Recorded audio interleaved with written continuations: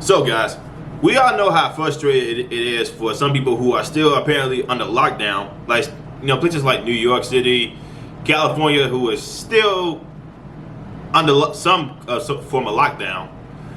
Philadelphia, New York City is still number one in COVID deaths, even though people want to praise Cuomo still to this day. I don't know why. I don't know how. Maybe they are complete freaking retards. I don't know, man. It's really confusing how people want to say these lockdowns work, but then when it comes to places like Florida and Texas, who have well, Florida may still have the same decade as California, but at least people are, back at work. At least people are back, back to their livelihoods. At least people are not, could say like they're not under pressure by the government.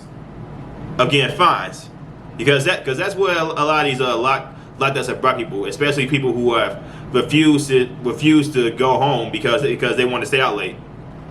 They got fines all over the place. You have some people who refuse to let small business owners stay open because of some BS restriction laws that the government put in place.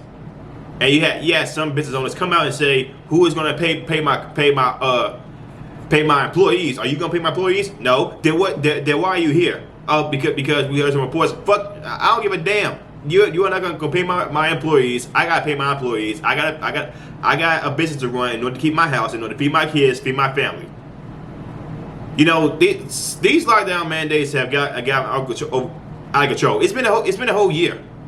They saying to wait a little bit longer, but what's a little bit more longer? It appears that places like Texas and Florida are doing a better job than places like California, Philadelphia, and New York City. But apparently they still want to stay in lockdowns. And Jim Jordan, I'm not me personally. I'm not that big of a fan of Jim Jordan. I like how he calls out some people. I really do.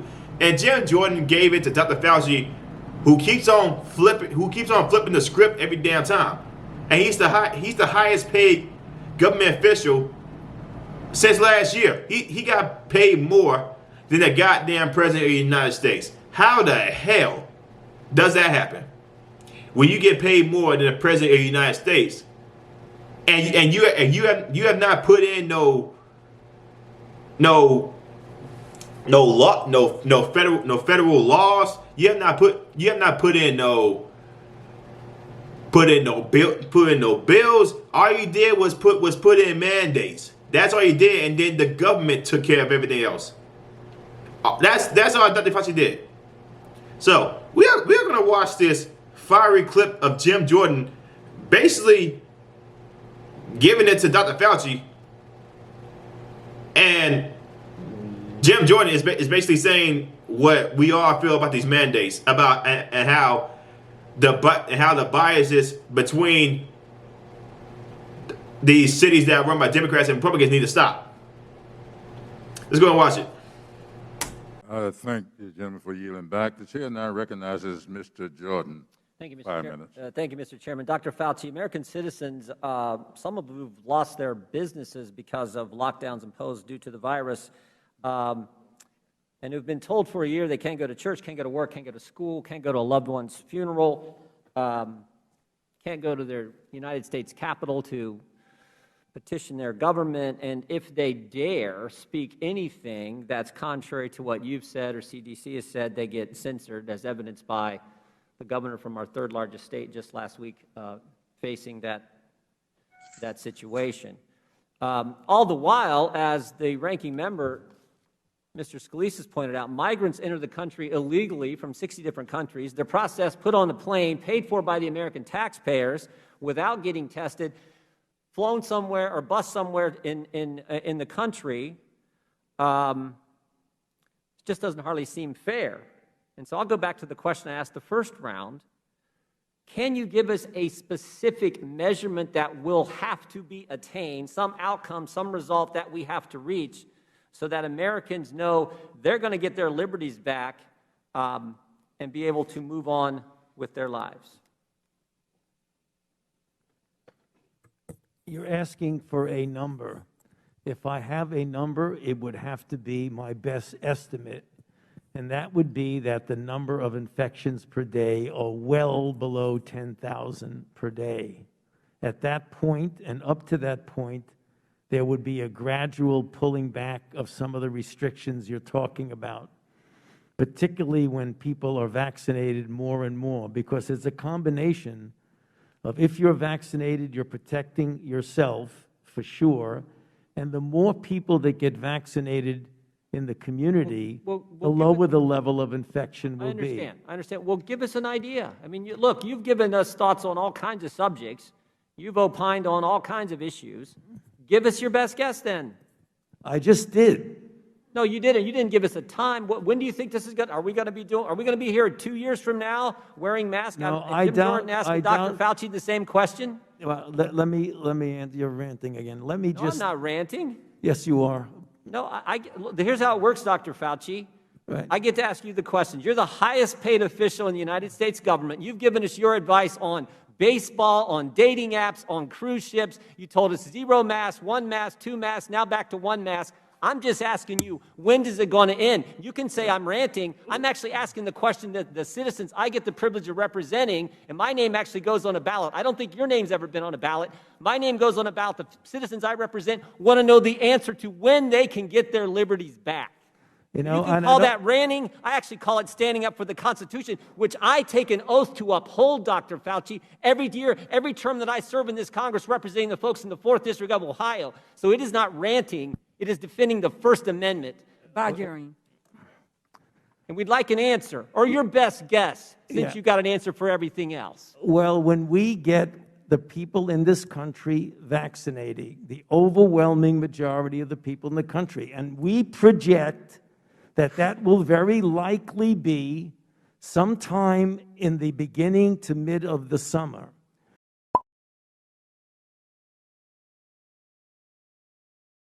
Because, as the president has said, when we get to the end of May, there will be enough vaccinations to vaccinate everybody in the country. It will. The reason I can't give you a precise number, because I'm not 100% sure how many people will want to be vaccinated.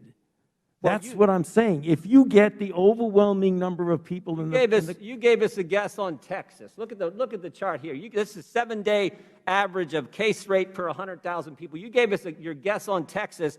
You said when Texas ended their lockdown, ended their mandate, that this was, quote, inexplicable and would lead to a surge in cases. Texas is near the bottom of the 50 states, but all the states at the top are lockdown states. So how great was that? That guess didn't seem to be too good. What explains why Texas is so darn low compared to the rest of the states? Lockdown states have a much higher case rate than the state of Texas, which is over a month ago now, said we're not going to lock down, we're not going to have all these mandates that you say we have to have. Yeah, there's a difference between lockdown and the people obeying the lockdown. You know, you could have a situation where they say we're going to lock down, and yet you have people doing exactly what they want to do. Is that what is happening in the top 8 states in the country? They're just not following what's been told. They're not listening to Dr. Fauci. I'm sorry, you're speaking so fast, I'm not even hearing what you're saying. Well, you can look at the numbers. I can't see that, it's too far away. Okay, well, Michigan's at 551 cases per 100,000. Texas is at 77. Wisconsin's at 109 because their state Supreme Court overruled their governor, their Republican court, and said, we're not going to have a lockdown in Wisconsin. And their numbers are 5 times lower than the state of Michigan, which is right next door. The German time has expired. But, Mr. Chairman, it's typical when there's a question on the table that the witness gets a chance to respond to that last question. I want to know why. Why Wisconsin's at 109 and right next door Michigan's at 551. Michigan is locked down and Wisconsin isn't. I think the gentleman answered you quite clearly. He didn't answer that. There's a big difference in being a lockdown state by order and being a state that obeys orders. That answered the question, in my opinion. And with that, obey orders the chair recommends. Okay, let me get this straight. So apparently, the states with the highest COVID mandates are the ones with the most effective, but the ones with the less strict mandates are the ones that are succeeding, like Florida, Texas, and Georgia. Who? Okay, I know Trump hired this guy, but he should have fired him. Somebody should have fired Dr. Fauci a long damn time ago. They should have fired him. They should have fired him last year. You guys remember when they said Dr. Fauci said 3 weeks? It's a whole fucking year. A year and 2 months, I think it is. But apparently, and first of all, he didn't really answer that question. He said that Jim Jordan literally asked him that why aren't the states with the lowest, with the less strict mandates of COVID-19 not on the top 10 list?